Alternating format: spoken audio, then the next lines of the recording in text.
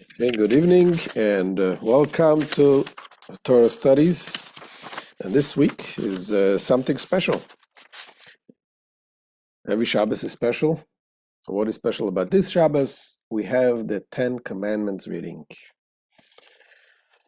The reading of the Ten Commandments, the giving of the Torah. When you come to Shul and you hear the Ten Commandments, it's considered like you receive it once again from Hashem. So it's important to come to Shabbos and Shul. And the topic of today, the topic is about the real unity. What is the true unity? Out of three, one. Am Yisrael, we know the first thing when we learn, we go to Hebrew school, you go to Chabaras, we sing to love the fellow Jew just the same as you is the basis of the Holy Torah.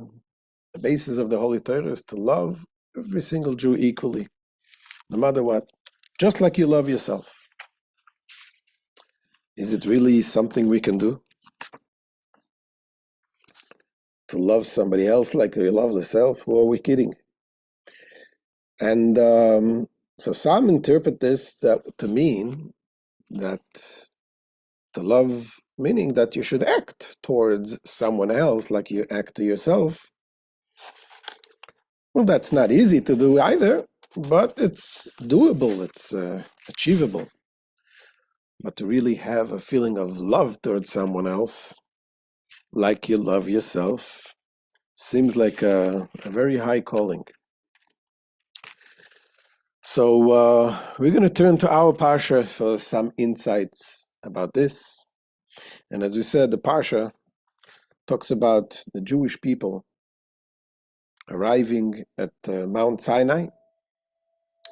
And of course, there's a lot to talk about this, but we were going to focus only on the very arrival of the Jewish people at the Mount Sinai. When the Torah says that at that time, there was a true unity among the people. Let's see it inside.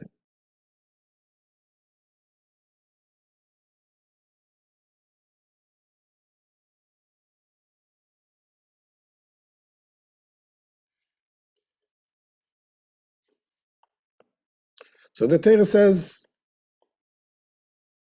Vayisru mirfidim vayavoyu midbar Sinai. They journeyed from Refidim, and they arrived at the desert of Sinai.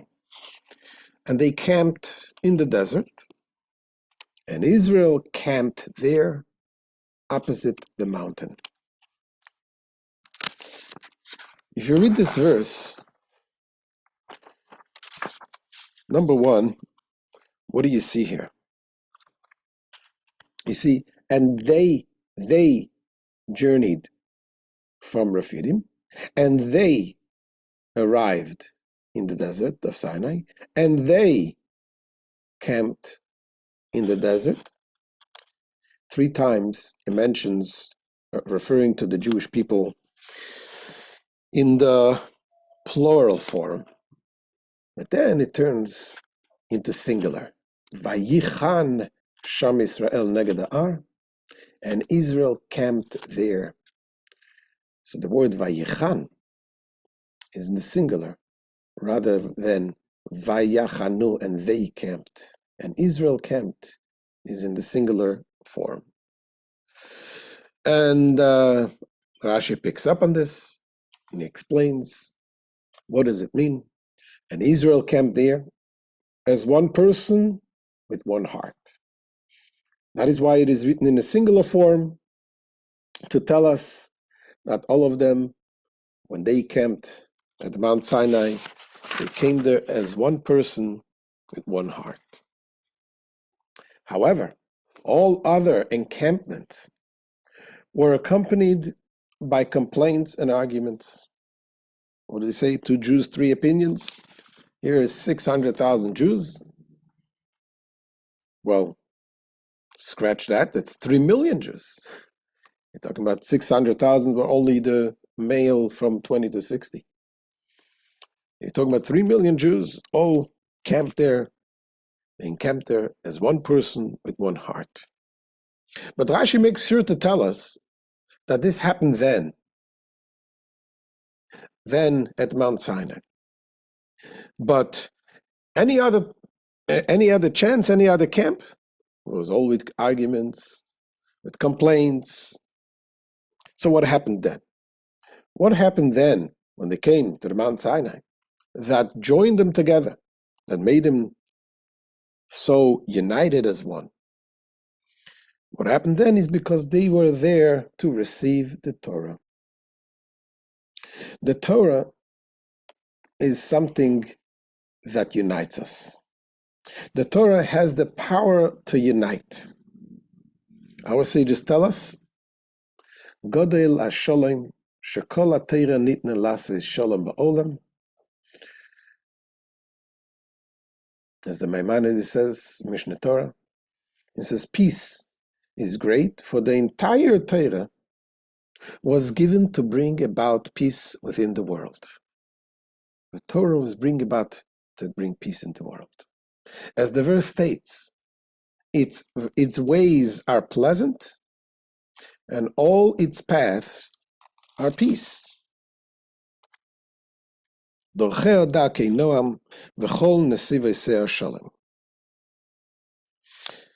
the question is, really? Have you ever been to a yeshiva, studied Talmud? If you study the Talmud, it's full of arguments. This one says this one says that. To understand, that's why the Maimonides wrote the Mishnah Torah, because it's so complicated to understand what we need to do because of all of these arguments in the Torah. So he wrote the Mishnah Torah, his composition, so that we know what to do. The rules, how to come to the conclusion, how to make the halacha. But the Torah is full with arguments. How could we explain this? What does it mean? The Torah is there to make peace. And in fact, the Medrash tells us that this wasn't by accident that there is arguments in the Torah. In fact, that was by design. It was by design that the Torah should be like that. All right? So again, the question was, why does the verse use the singular form Israel camped to describe the entire nation? And Rashi says what? When the Jews camped at Sinai, they were in a state of unity, as one person with one heart, in anticipation of receiving the Torah. As the verse in Proverbs states about the Torah, all its ways are peace. But the question is, what does it mean? Here's the Medrash that tells us how the Torah was designed in a way specifically to be not clear. It says that the Medrash, it says the words of Torah were not stated definitively. Rather, for every law that God taught Moses, he presented 49 paths in which the ruling is, it is pure, and 49 paths in which the ruling is, it is impure. Says the Medrash, Moses says to God, Master of the universe, how will we ever render a definitive ruling? And God said to him, follow the majority. If the majority rules that it is impure, rule that it is impure. If the majority rules that it is pure, rule that it is pure.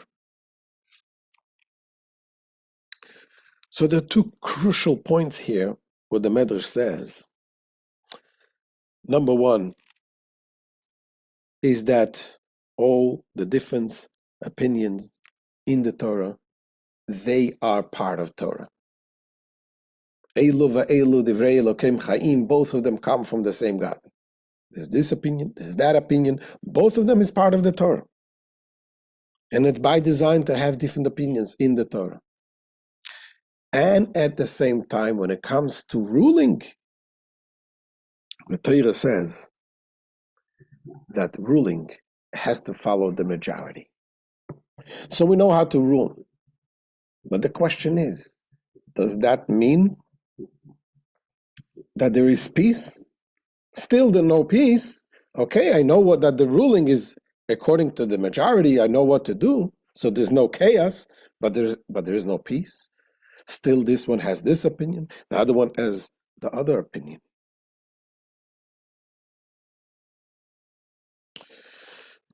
So to understand this, we will go to a verse in our parsha that this holds the key to the answer of these questions.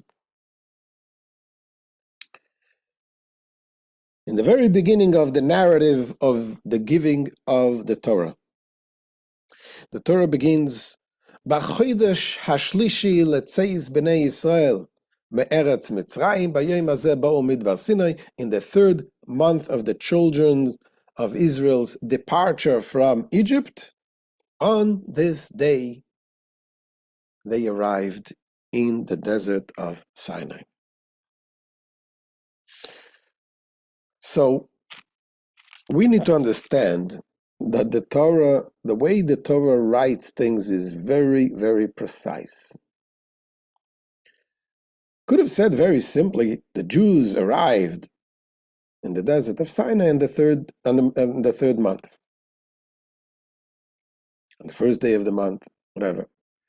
It begins with the word "B'chodesh hashlishi," on the third month. And again, it's not a normal way, the way the Torah describes things. Usually it says, the Jewish people came from here to there, the travel came, they arrived on this and this day. Here begins with, on the third month. Something there. Obviously, there's something special about the fact that it is the third month. And indeed, the Talmud tells us. The Talmud tells us in Shabbat, it says there's something special about the number 3. And the Torah is associated with the number 3. It says, "Blessed is the merciful one who gave a threefold Torah to a threefold nation by means of a thirdborn on the third day in the third month." Okay, what does that mean? Anybody can guess? So we have like this. We have the Torah was given a threefold Torah. What is a threefold Torah? The Torah we have Torah, Nevi'im, Ketuvim, the Tanakh we call it. The written Torah is divided into 3. The Torah, the prophets, the scriptures. To a threefold nation, it is a nation that has a threefold, has the Kohanim, the priest, the Levites, and the Israelites. By means of a thirdborn, which was Moses. Moses was the thirdborn in his family. He had 2 older siblings, Aaron and Miriam. On the third day, what is the third day? So Rashi says, the third day that Hashem told the Jewish people to prepare themselves to be separated from their wives, not to have any marital relations for 3 days, and on the third day they received the Torah. In the third month is when we count the month of Nisan as the first month, because as you might know, in the Jewish calendars we have 2 ways of counting the month. We have the month of Rosh Hashanah begins the year, and then in the Torah it says that this month, the month of Nisan, is the first month. We're not getting into this and now, but in any case, so this is it. So the third represents the Torah is associated with number 3. But this makes the question even stronger. We asked that the Torah, there is a statement, the Torah was brought to bring peace into the world.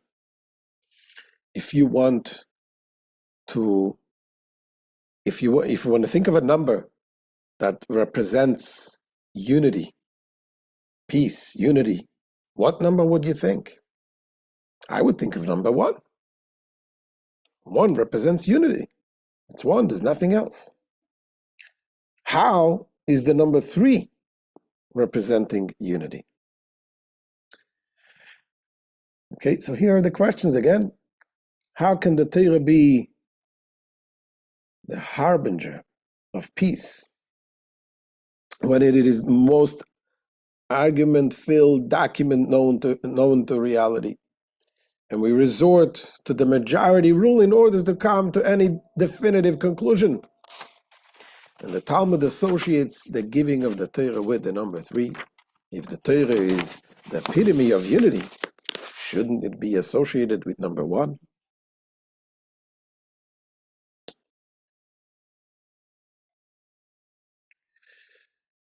So sometimes the deepest truths lie in simple ideas. So we'll find a simple idea that will bring out the understanding in those questions. And this is the basic concept of 1, 2, and 3. What is 1? What is 2? What is 3? So the number 1 represents oneness.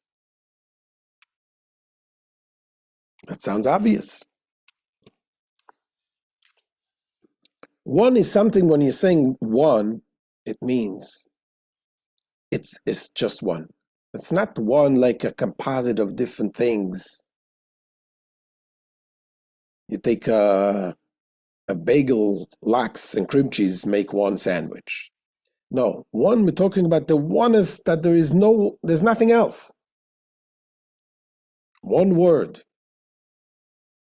one musical note, one color, something that is not divided into two, a single word, a single color, a single musical note.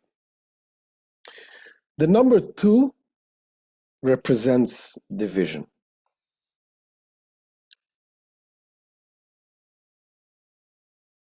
If you have 2 colors, they can clash. If you have 2 notes, they collide.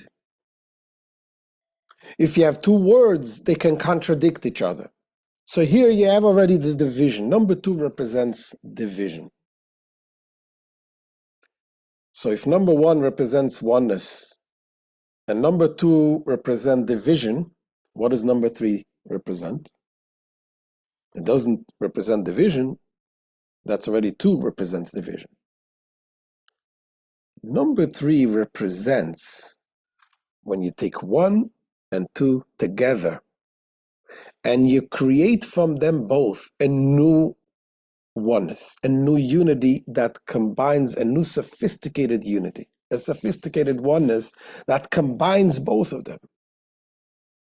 You take 2 musical notes and they make a chord, they make a harmony. An artist will take 2 clashing colors and it will make a beautiful painting from this.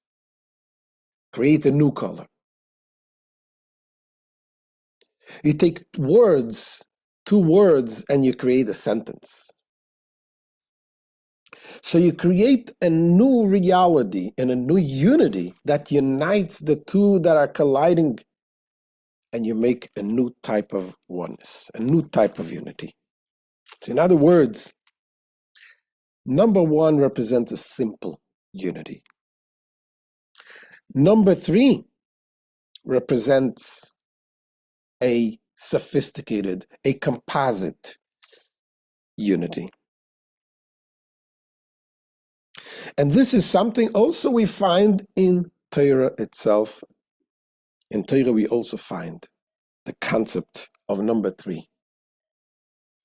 We say it every morning by davening. In the beginning of Shacharit, we know there are the 13 principles of how we derive the laws of the Torah. Because the laws of the Torah, as we mentioned before, are not written definitively. There is many different ways, many different methods of how the sages derive the actual laws, and they follow certain rules. So in the halachic medrash called the Sifra, there is Rabbi Yishmael wrote 13 principles of laws of how to derive the laws of the Torah. And the last one of them is about what we are talking about. Let's see it inside.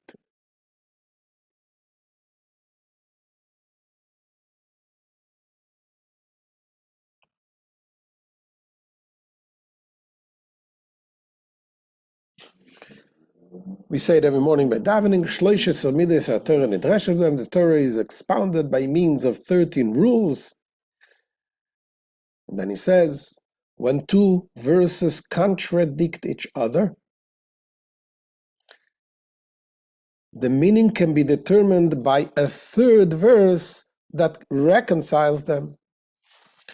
And to bring an example is also about something we find in our portion.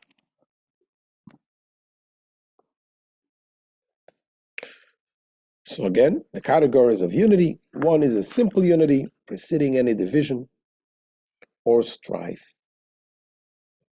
and bearing all other existence. And three is the unity that arises from the unification of two entities into a single, more sophisticated entity. So we learn in this Torah portion to give an example of two contradicting verses that need a third verse to reconcile them. So one verse says, "Vayired Hashem ala Sinai Eloi she'or." When we're talking about God coming down to give the Torah, it says God descended upon Mount Sinai to the peak of the mountain. And then we have another verse. The other verse says, "Vayemer Moshe el Hashem." God says, Vayemer Hashem el Moshe. God says to Moses, "So shall you say to the children of Israel, you have seen that from the heavens I have spoken with you." So again, first verse says, God descended on the mountain to the peak of the mountain. He was on the peak of the mountain. Second verse says, from the heavens I have spoken with you. So where did God spoke to us from? From the heaven or from the top of the mountain? Comes a third verse and reconciles. The verse says in Deuteronomy, from the heavens he let you hear his voice to instruct you, and upon the earth he showed you his great fire. And as Rashi explains, his glory was in heaven, his fire and his power were on the earth. So this is an example of this, what we're talking about, that there's two verses, two opinions, and the third one comes and reconciles them.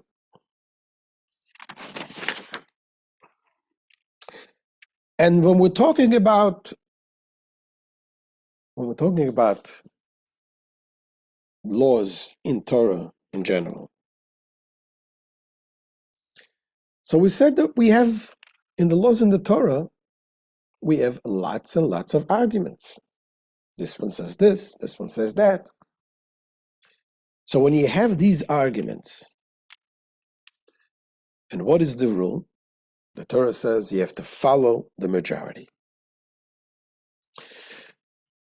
Now, what does that mean? What happens when in the rabbinical court there is the dissenting opinions and you follow the majority? It's not unlike in the Supreme Court. The U.S. Supreme Court publishes a ruling and also publishes the dissenting opinion. In Judaism, it doesn't work like that. In Judaism, there's the arguments. Rabbi X says A, Rabbi Y says B, and then you follow the majority and you see what does the majority says. And then they issue a unanimous opinion.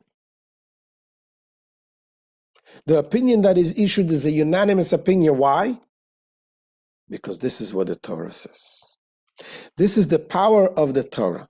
The power of Hashem. Hashem says in the Torah, you should follow the opinion of the majority.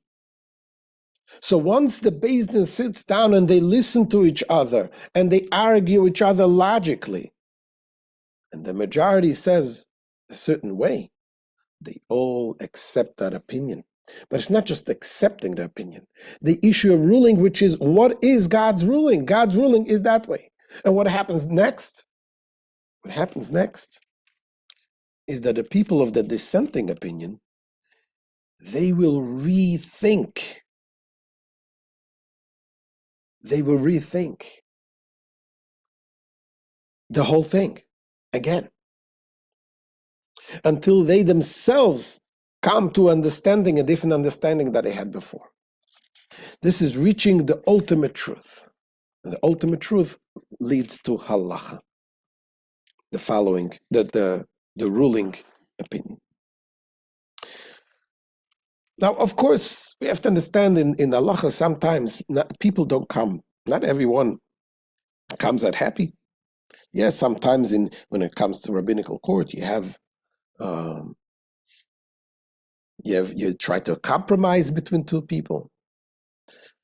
But if the ruling is one way and the other party is not happy, you could still have people thinking different ways. But as Jews, we understand, believe in the Torah, that this is the Torah way. The Torah wants us to understand. What Torah wants to rule and explains that the ruling is like the majority. And therefore, we know that this is the ultimate truth.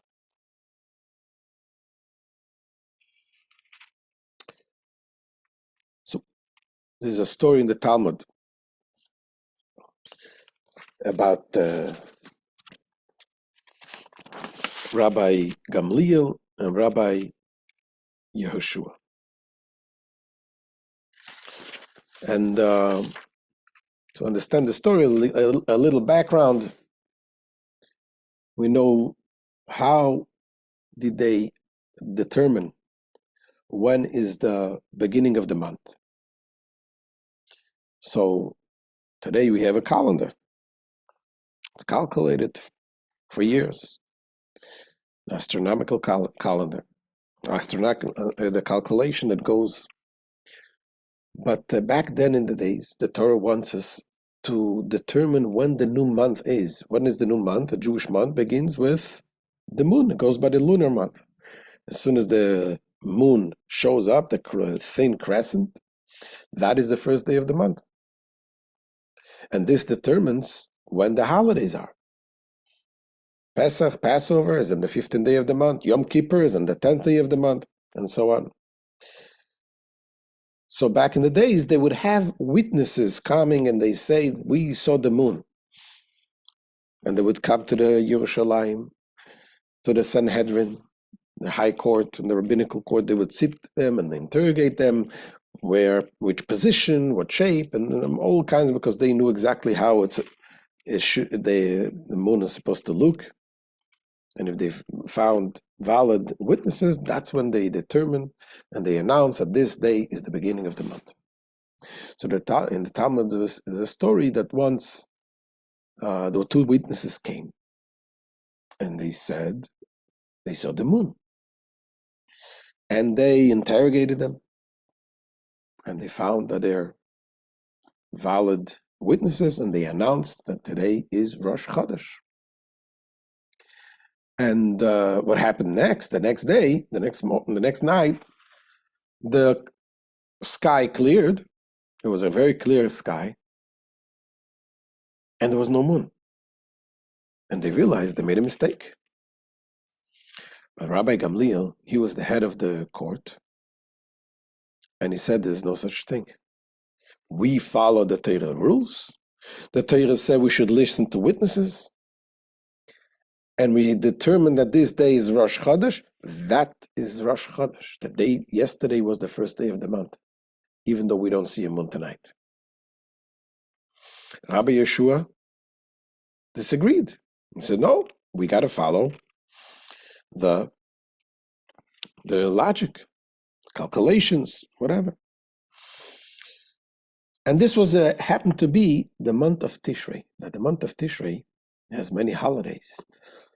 So it has really an effect. When is Rosh Hashanah? When is Yom Kippur? When is Sukkot? Rabbi Gamliel ruled that the first day, that Rosh Chodesh, was the day the witnesses said. And he said to Rabbi Yeshua, I want you to come with your stick and with your money, come to me, travel to me to Yavne on the day that, according to your calculation, is Yom Kippur. I want you to do it in public. Come to me with your stick and with your money. Let's see it inside this story.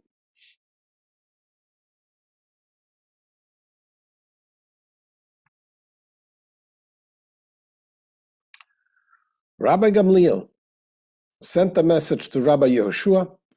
I decree against you. It's not against you. It doesn't say against you really in the Hebrew, so the translation is not really perfect. It says, I decree on you. In other words, he makes a rabbinical order that you must appear before me with your staff and with your money on the day on which Yom Kippur occurs according to your calculation. And Rabbi Yeshua took his staff and his money in his hand and went to Yavne, to Rabban Gamliel, on the day on which Yom Kippur occurred according to his own calculation. Upon seeing him, Rabban Gamliel stood up and kissed him on his head. He said to him, come in peace, my teacher and my student. You are my teacher in wisdom, and you are my student as you accepted my statement.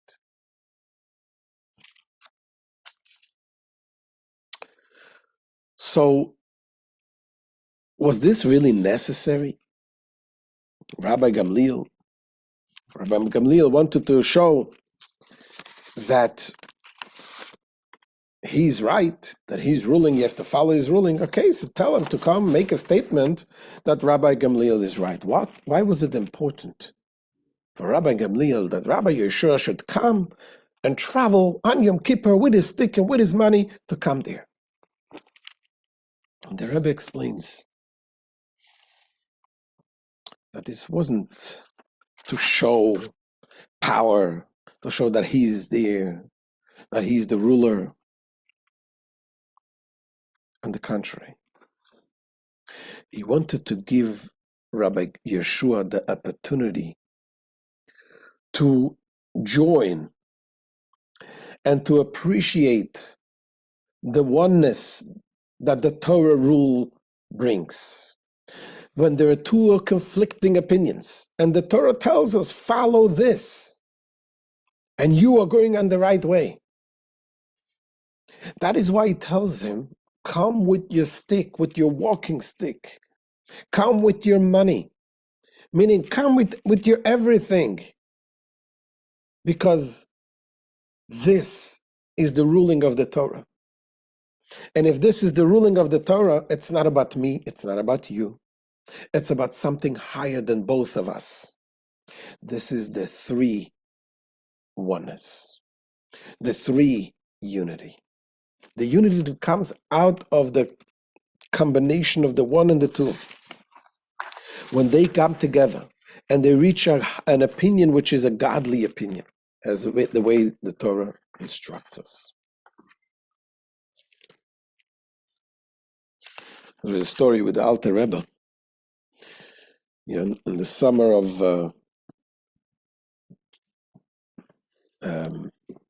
55-72,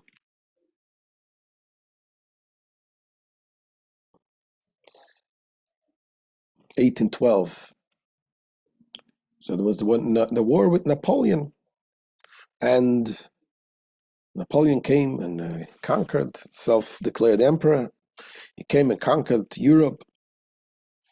And when he came to enter Russia, he entered Russia on Tisha B'Av of that year. the 9th day of Av.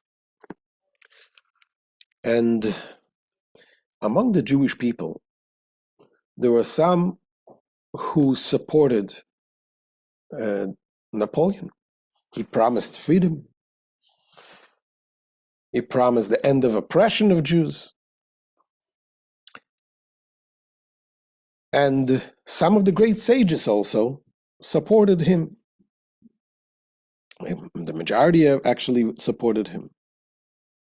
Among the Hasidic sages that supported the opinion that Napoleon should win was the Kuznetzer Maggid and the Reb Shloime of Karlin.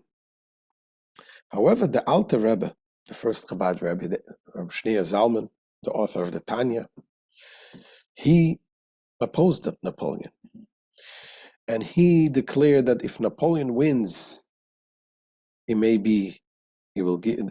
may ease the Jewish people's financial, physical situation, but it will separate the Jews from the heart of the Jews from God in heaven. It will cause a separation. On the other end, the Alter Rebbe said that if the Russians will win, and we will support the Russians, even though there was pogroms before, there was oppression. But the king will recognize the Jewish people's help and support, and indeed that's what happened. So after the war won, the Alter Rebbe, so there was these two opinions that now who decides who wins, the Russians or the French, Napoleon or the Tsar? So if you know what's happening behind the scene, we understand that really who decides are the tzaddikim of the generation. The righteous people, the holy people of the generation, they decide. Their decision is what makes it or breaks it.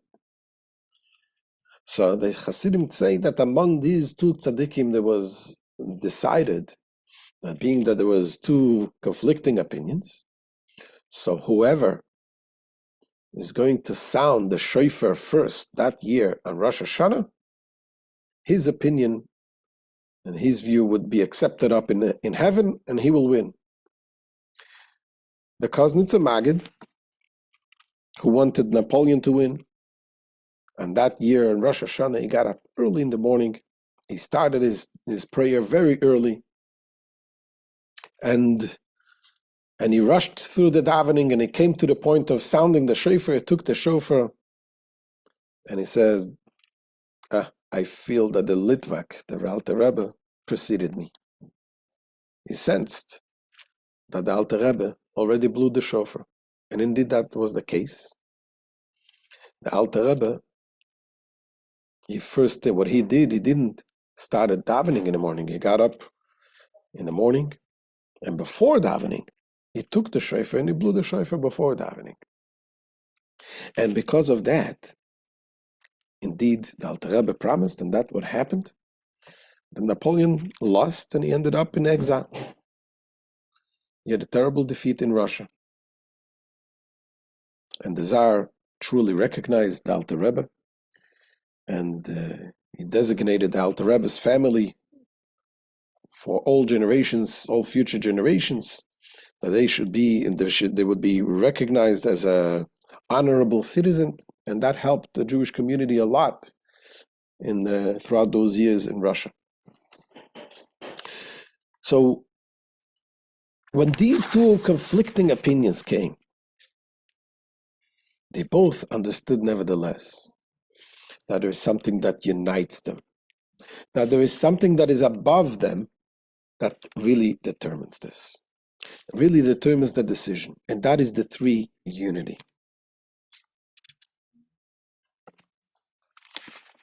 Now, all of this ties in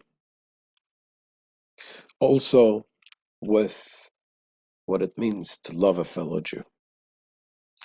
When we're talking about, the Torah says that the month of Nisan was given, that was the third month. The Torah was given on month number three. It wasn't just a random month number 3. It's also the months that we count from Nisan, Iyar, and Sivan. Nisan number 1, Iyar number 2, Sivan number 3. This also represents this concept. What happened in the month of Nisan? In the month of Nisan, the Jewish people came out of Egypt. The Jewish people as a whole, they were looked at, and they are called in the Torah, the legions came out as the army of Hashem. That represents a unity, a oneness that is before divisions, looking at them as a whole. The month of Iyar, the second month of division, what's special about the second month? The second month was the month when the Jewish people counted 49 days from leaving Egypt until they received the Torah. In the Kabbalah, these 49 days represent self-perfection, working on themselves, each one in their own level, each day another level. That represents the individuality of the Jew. And the month of Sivan represents that after the division, after the individuality of each one, they all become one again, because there's something, a third power that unites them all. So we'll see it inside.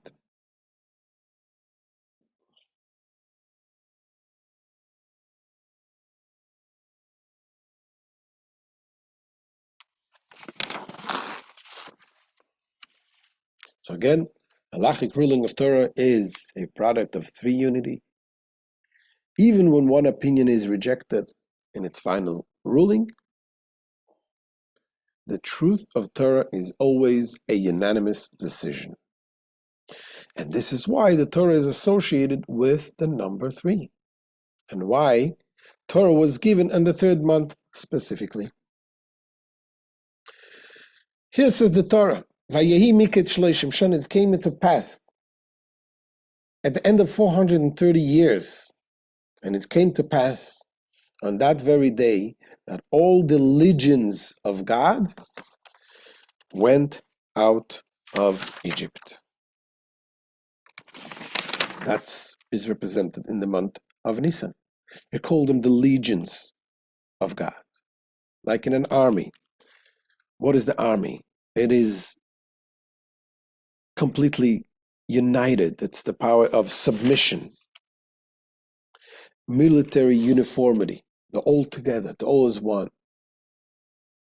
Then you have the month of Iyar, which is the working each one in their own level. The 49 days between Nisan and Iyar and Sivan. And following Nisan and Iyar comes the month of Sivan, the 3rd month, the month of giving the Torah. The Torah unifies all Jewish in a matter of one heart, namely, notwithstanding the different temperaments of different Jews, which can at times even lead to complaints and arguments. The Torah creates peace among these different temperaments to the point of being unified with one heart, a true peace.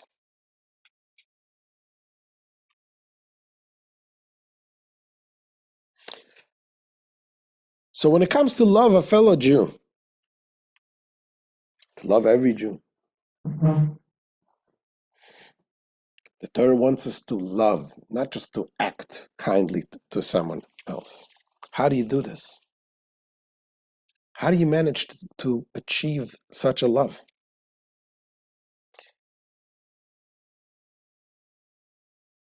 The Alter Rebbe explains in Tanya that when we look at ourselves, the question is, what is when we look at ourselves, what is important by us? We look at our bodies or look at our souls. If your body is important, if you focus on the body, yes, it's impossible to love somebody else like you love yourself. But if the focus is on the soul, if the focus, it's not that we have similar souls. It is different souls dressed. It is one soul dressed in different bodies. From the standpoint of the soul, if you think about your fellow like a part of you, then you approach the way you think about him is about like you think of yourself. Is if you get hurt with your right hand, if you cut your left hand with a knife by your right hand, are you going to punish the right hand for cutting the left hand? It's all part of, we are one organism. The whole entire Jewish people is one organism. It's not easy. It's not easy to think this, but once you understand this concept, once you focus on this concept, it makes it much easier to achieve that part. This is Chassidus from the very beginning. The Baal Shem Tov, the founder of Chassidus,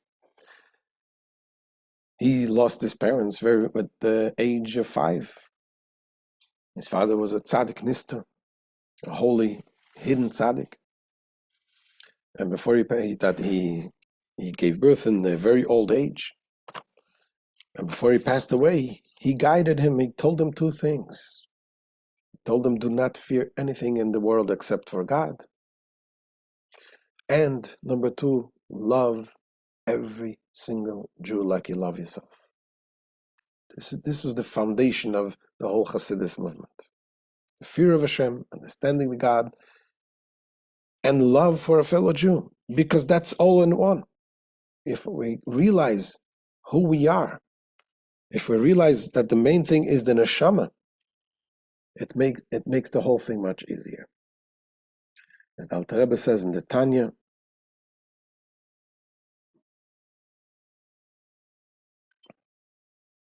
says the Alter Rebbe, there is a direct and easy path toward the fulfilling the mitzvah,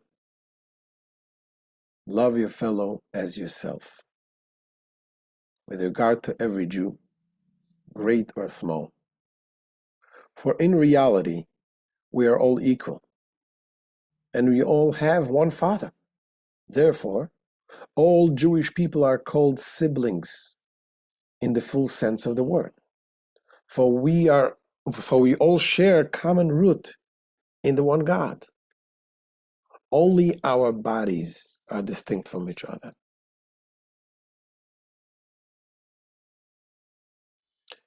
I saw a beautiful short video clip I want to show you that really talks about this concept of true unity. Let me see if we can share everything.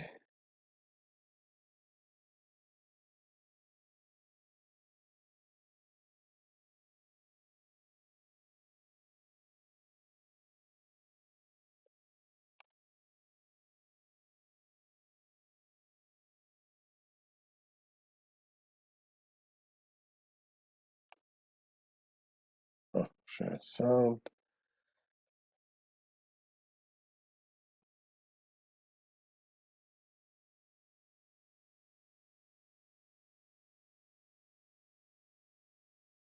So the video is actually in Hebrew, but it's a very powerful video, and you have the English subtitles, so pay attention. I hope you can see it well. גוף האדם, ההמצאה אולי הכי מטורפת בבריאה. הכל עובד בלי שאנחנו בכלל שמים לב. מערכת העיכול, הנשימה, המוח. זאת מכונה שלא נחה ולא מפסיקה 24 שעות ביממה, 7 ימים בשבוע. וכמו שכל העולם הזה מלא במשלים, גם גוף האדם הוא משל, והנמשל הוא אנחנו. עם ישראל הוא גוף אחד. אוסף של אנשים או איברים שעובדים ביחד ופועלים בהרמוניה במטרה לתקן את העולם ולהפוך אותו לכמה שיותר מושלם. לכל איבר יש תפקיד משלו, שאותו הוא ממלא באופן בלעדי. אף איבר לא מנסה לכפות על איבר אחר להשתנות, כי לכל איבר יש חשיבות ואי אפשר להחליף אותו. בלי הראש, הרגליים לא ידעו לאן ללכת, ובלי הרגליים, הראש לא יגיע לשום מקום. בין כל האיברים זורם הדם. הוא מגיע אל הלב, משאבת החיים שלנו. הלב לא רק מזרים דם לכל האיברים, אלא גם מקבל דם מכל האיברים, וחוזר חלילה עד 120. כשהכל עובד טוב והגוף בריא, הוא יציב וחסין בפני תוקפים. אבל מה קורה כשיהודי שונא יהודי אחר? מה קורה כששני איברים מסוכסכים ביניהם? באותו רגע נסתם העורק שמקשר בין יהודי ליהודי, וממש כמו בסתימת עורקים, הדבר הזה פוגע בזרימת האור בגוף כולו. האדם לא יכול לעבור בין כל האיברים, והלב נהיה חולה. אז אולי לזה מתכוונים שאומרים די עם השנאת חינם? אף אחד לא נהנה לשנוא מספיק כדי לגרום ללב שלו, או לאבא שלו, או לאלוהים להיות חולה. בשביל סתימת עורקים צריך צנתור. בשביל שנאת חינם צריך אהבה. ותדעו שלאהוב ככה סתם זה הרבה יותר קל מלעשות צנתור. אני בטוחה שאפשר למצוא דרך לאהוב יהודי אחר בלי סיבה. אנחנו ילדים גדולים. הנה למשל הבחור הזה, הוא עושה רעש מציג כבר שעה בזמן שאני בצילומים. אבל אני מסתכלת עליו והוא מסכן, הוא לא עושה את זה בכוונה. אין לו מושג שמה שהוא עושה זה מעצבן. אני חושבת על אמא שלו, שבטח ממש אוהבת אותו, והיא ממש דואגת שהוא יאכל היום. בשבילה הוא מלך העולם. נו מה, לא להתאהב? אז אם לא לאהוב בשבילנו, בוא נאהב בשביל כל הגוף, בשביל העולם, בשביל אלוהים. הוא נהיה חולה מזה.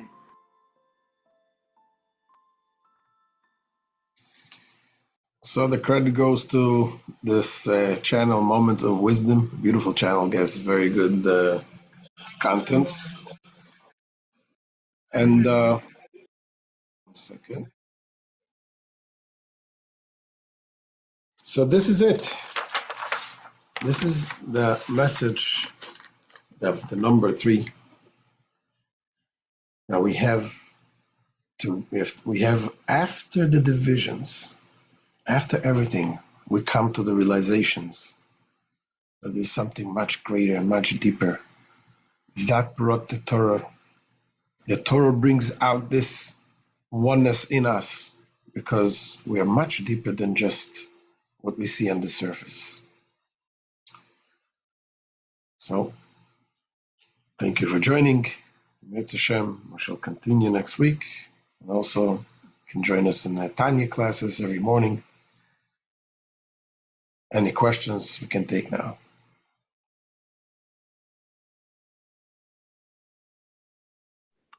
This is a very good lecture. Thank you.